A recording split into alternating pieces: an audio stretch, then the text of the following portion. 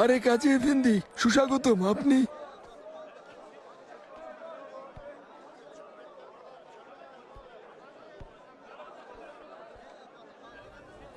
এই জোড়া কত আঁকছে? 30 আকচেতে বিক্রি করি, গরুর চামড়ার তৈরি। মনে হয় না এটা গরুর চামড়ায় তৈরি। তোমার কি মনে হয়?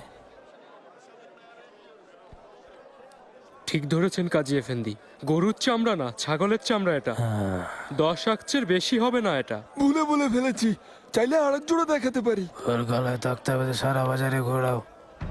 ক্ষমা করে দিন।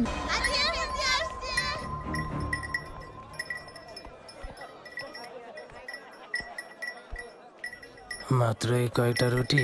আল্লাহর রহমত কাজী এফেন্দি, আজ বিক্রি বেশ ভালো। হ্যাঁ, এখানে কি?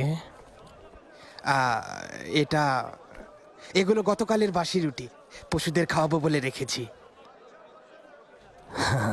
এখনো বেশ গরম দেখছি। আমার মনে হচ্ছে তোমার পশুরা খুব ভাগ্যবান।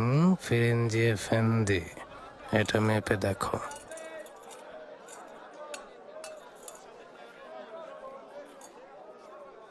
ওজনেও কম। দেখি এফেন্দি। কেমন সাদা রুটি বানিয়েছো। হ্যাঁ,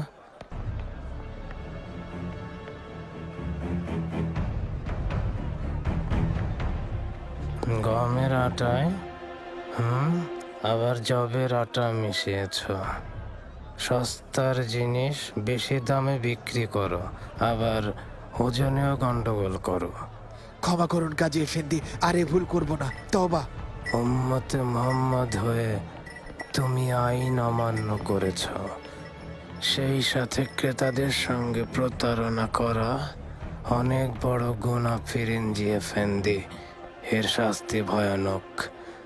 প্রবেশদ্বারে টাঙা ওকে, বাকিদেরও শিক্ষা হয়ে যাক।